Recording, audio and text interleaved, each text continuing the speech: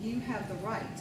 You also have the right that if an assisted living is not providing the care that they promised you, you've got the ability to go to another assisted living. Don't ever feel like that you've got to keep your loved one in the same place forever. I hear that one all the time. That just blows my mind. Why do you want to keep mom someplace that you don't like her care?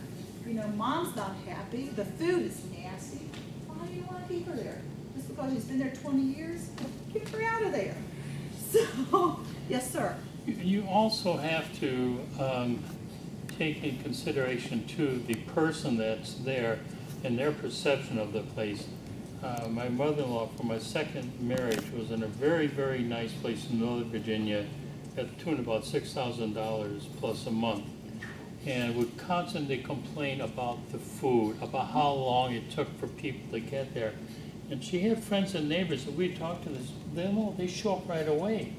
You know, they had a dining room with cloth dining tables on it, and we would go there and see the food, and it was delicious. It was, but her perception was different, and she was impatient, you know, for whatever reason, and so she was a complainer. But guess what? Although this place was fantastic, and we would go there and talk to the people, and they were trying to explain it, and we would show up unannounced and watch, and it was nothing like she said. They were right, but we did check. Did she have cognitive issues? No, she was that way her whole life. Okay. You know, that's why I asked. But the answer is no, she did not. But she had expectations Right. that were different than a lot of other people. But guess what? There's another way of looking at that. I'm glad you shared it, but there's another way of looking at it. Number one, you've told me 9 times out of 10, she's not going to be happy wherever she goes. Right. But we did verify it. That's the important thing, is to check up and make sure what is going on. Right. Especially for $6,000 a month. Right. As a matter of fact, what I highly suggest is you to literally go there, talk to some residents, you know, ask that lady, you know, how do you like living here? You know, tell me what you like about it. Tell me what you don't like about it. They're going to tell you. I'm telling you, they're going to tell you. You got to find out what the structure is. Find out what's important to that community. Find out the executive director. The executive director is the one that leads that community. If it's under a corporate umbrella, the executive director follows the direction of the corporate guidance. Yes, ma'am. You can also ask if you can come and have dinner or lunch. Yes. I'm all about a free meal. Yeah. Yes. You know. And they were good. Yeah. They were good. Yeah, but then that way you're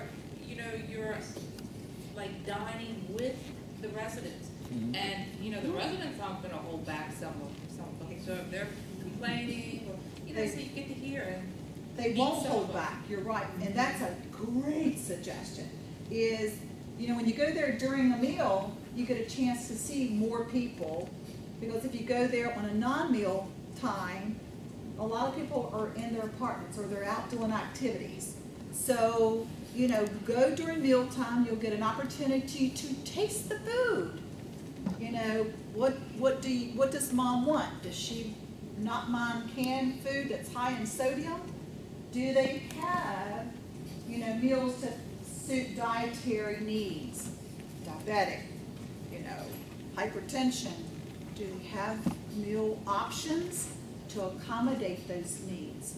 So, do they have activities? What does mom like to do? Does she like to crochet? Do they have a group that gets together and crochets together? Does she like to read? Or was she a teacher? Do they have a teacher's group? There are some people that have teacher groups. Anything. So that's why the wants are hugely important. There are several communities that they get together and they talk about current events every morning. So if somebody likes to talk about current events, or if mom and dad are looking for an assisted living, guess what? Do you want to go to a community that has lots of couples, where couples can get together and socialize And believe it or not, some of the new things are this. These communities are smart. They're now putting in pubs. So guess what you can do? You can go have your, afternoon cocktails or whatever, get together and socialize. So when I was talking about cruise ship on the ground, I wasn't kidding. Literally.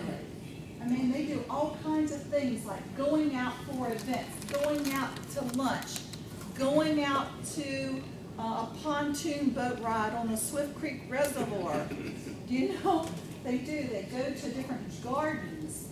Guys, that's what's different. And it looks more like home. What I mean by that is there are some assisted livings, they've intentionally set up things like chair rail, just the right decor, so it's not so much like a hospital environment. Your nursing homes are that hospital environment. Now, what's the cost? What does it cost for assisted living? I'm telling you guys, it can be a huge range. And they're all so different. So, it's hard for me to tell you that. But if I had to just sort of pick, it depends sometimes on the care needs. Sometimes we have someone that's got cognitive issues that sort of fits in that gray area. They, are teetering on assisted living and memory care. What is memory care? Let me tell you what memory care is. There's a lot of assisted livings that have a memory care unit. A memory care unit is a unit that keeps someone safe. Their primary diagnosis is dementia. What happens is it's a secure area that they cannot get out of the secured area, so that keeps them safe. So they are permitted to wander in that secured area. And what happens is they can freely move about, be very independent within their own self. A lot of them have gardens. They can go outside.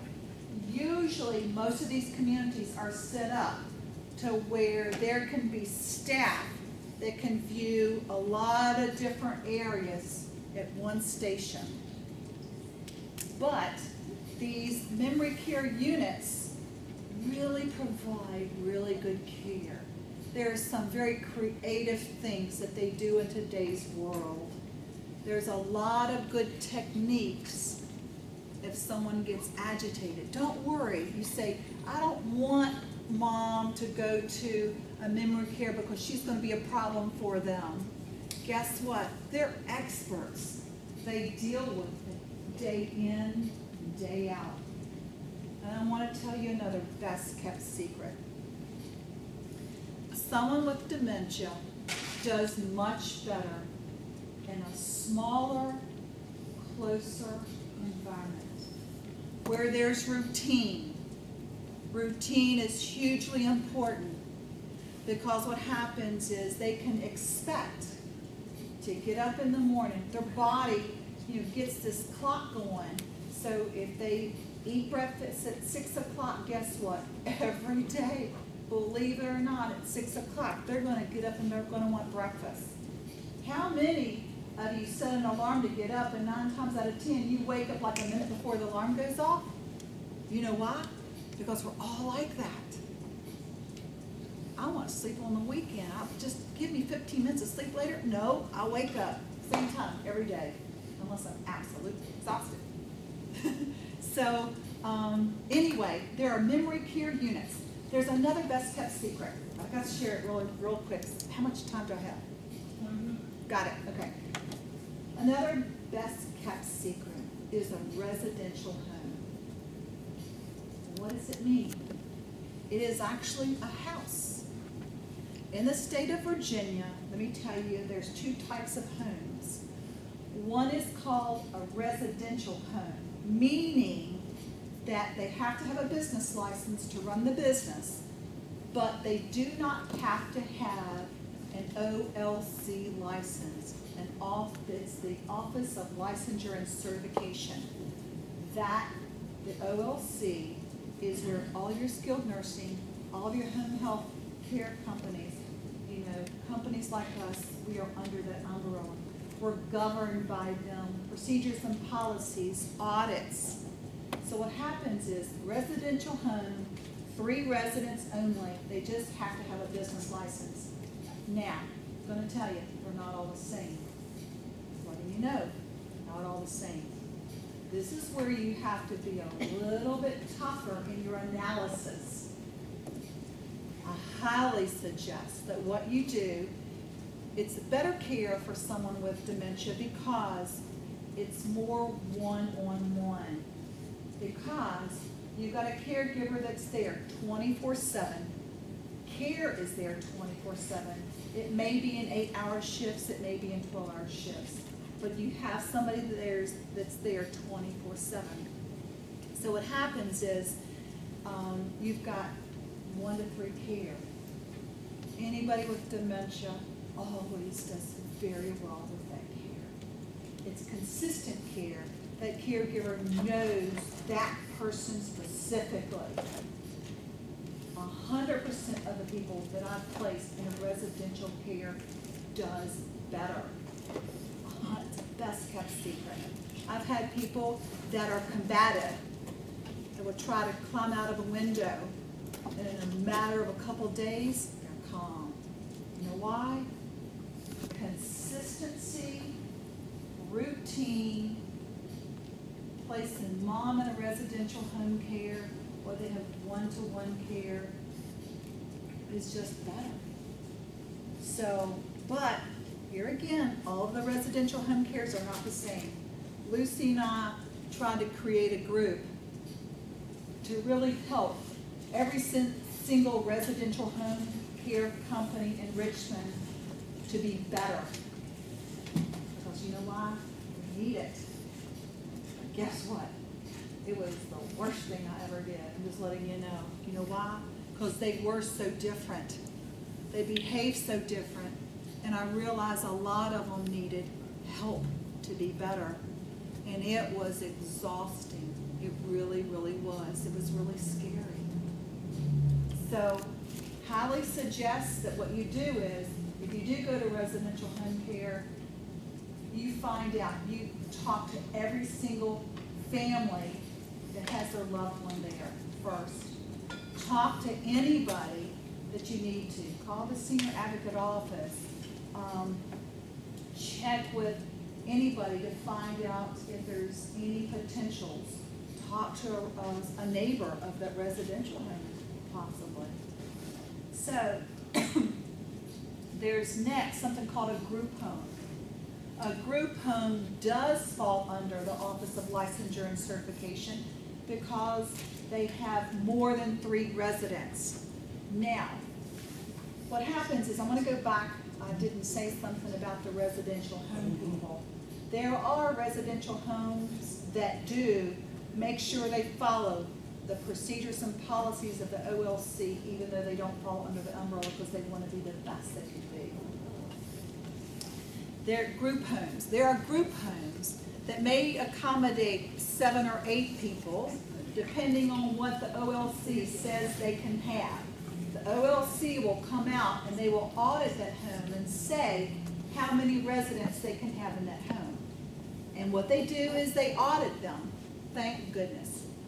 You know what? In the very beginning, I didn't like the audits, but you know what? I love the audits because guess what? They keep us all walking the straight line that we need to provide good care. So, there is something else I wanted to share.